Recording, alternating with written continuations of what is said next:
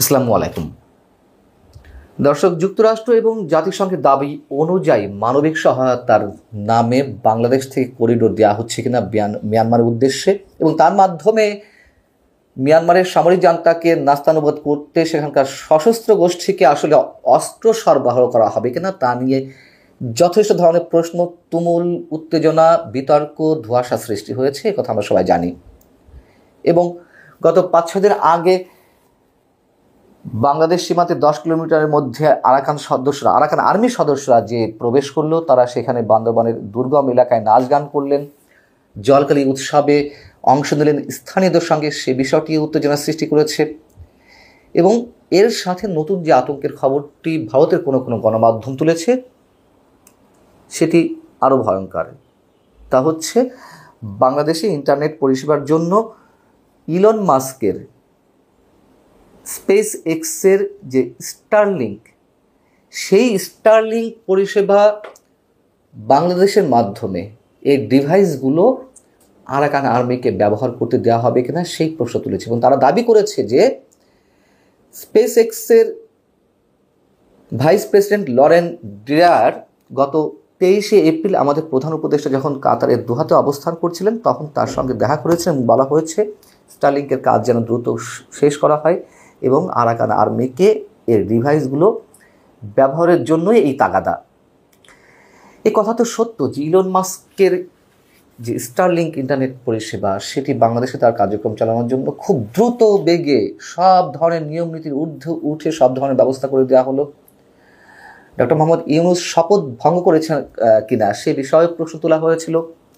তিনি এর মাধ্যমে ব্যক্তিগতভাবে লাভবান হচ্ছেন কিনা, গ্রামীণ ব্যাংকে তার লোকাল এজেন্ট হিসেবে কাজ করার সুযোগ দিয়ে, অথবা ইলন মাস্ক যে ডোনাল্ড ট্রাম্প প্রশাসনের খুব গুরুত্বপূর্ণ ব্যক্তি, তার মাধ্যমে ট্রাম্পের কাছাকাছি যাওয়ার একটা ব্যবস্থা সরকারের, সেটি নিয়েও প্রশ্ন উঠেছে।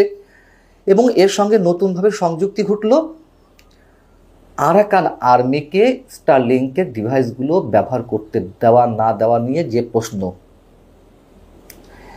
এবং এই গণমাধ্যমটি দাবি করছে মিয়ানমারের সামরিক বাহিনীর সাথে আসন্ন সামরিক অভিযানে বিদ্রোহী গোষ্ঠী আরাকান আর্মির সদস্যদের মধ্যে যোগাযোগের উপর যথেষ্ট প্রভাব ফেলবে এই বিষয়টি।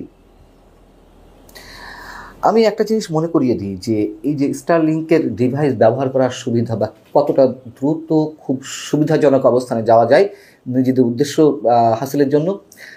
গত সেপ্টেম্বরে 2024 সেপ্টেম্বরে ভারতের মণিপুরীতে মেইতেই এবং কুকি জনগোষ্ঠীর মধ্যে যে জাতিগত সংঘাতের সৃষ্টি হলো, তখন যে অস্ত্রগুলো উদ্ধার করা হয়েছিল বিভিন্ন জায়গা থেকে তার সাথে পাওয়া গিয়েছিল স্টারলিংকের ডিভাইসও। এখন কেন এই ডিভাইস এত গুরুত্বপূর্ণ, কেন সশস্ত্র গোষ্ঠীর মধ্যে বা বিদ্রোহী গোষ্ঠীগুলির মধ্যে? স্পেস এক্সে বানানো যে ডিভাইস সেটি কৃত্রিম উপগ্রহের সাহায্যে বিশ্বের যে কোনো জায়গায় তাৎক্ষণিকভাবে ব্রডব্যান্ড ইন্টারনেট পরিষেবা দেয়। ফলে জঙ্গি গোষ্ঠীর সদস্যরা তাদের নিজেদের মধ্যে যোগাযোগের বিষয়টি আরও দ্রুত করতে পারে এবং প্রতিপক্ষের উপরে তারা প্রভাব বিস্তার করতে পারে খুব সহজে। সেই জায়গা থেকে এরকম একটি ঘটনা আমরা জানতে পেরেছিলাম, ভারতের গণমাধ্যমে সেটি প্রকাশ করেছিল। সেই সময় ইলন মাস্ক যেটি দাবি করেছিলেন তা হচ্ছে এরকম কিছু হতে পারে না, তার কারণ ভারতের জঙ্গি গোষ্ঠীগুলোর কাছে এই যন্ত্র থাকা সম্ভব নয়। এর কারণ হিসেবে তিনি বলছেন যে ভারতের উপরে থাকা স্যাটেলাইটগুলো বন্ধ করে রাখা হয়েছে স্পেস এক্সের, তাছাড়া ভারতে ওই যন্ত্র ব্যবহার করার সরকারি কোনো অনুমোদনও নেই। এটা আমরা জানি। এবং ভারত সে দেশে স্টারলিংকে ব্যবসা করার জন্য মাত্র কিছুদিন আগে উদ্যোগ গ্রহণ করেছে। যাও নর্থ ইস্ট নিউজ যখন বাংলাদেশের ক্ষেত্রে বাংলাদেশ সরকারকে ঘিরে আরাকান আর্মিকে কেন্দ্র করে এ ধরনের একটি দাবি তারা তুলেছে, আমাদের যে আগেকার বিভিন্ন ধরনের সন্দেহ, অবিশ্বাস, সেগুলোকে আরও তীব্র করে তুলেছে। আমার মনে হয় যে এই বিষয়ে সরকারের পক্ষ থেকে একটা বিবৃতি দেওয়া উচিত। এবং এখনো পর্যন্ত এই সংবাদ প্রকাশের পর সরকারের পক্ষ থেকে যেহেতু কোনো ধরনের প্রতিবাদ জানানো হয়নি, অনেকে মনে করতে পারে তাহলে বিষয়টি সঠিক, যেহেতু খুবই সেন্সিটিভ বিষয়। আরাকান আর্মিকে করিডোর দেওয়ার বিষয়ে মানুষ একটা উত্তেজনার মধ্যে আছে, এবং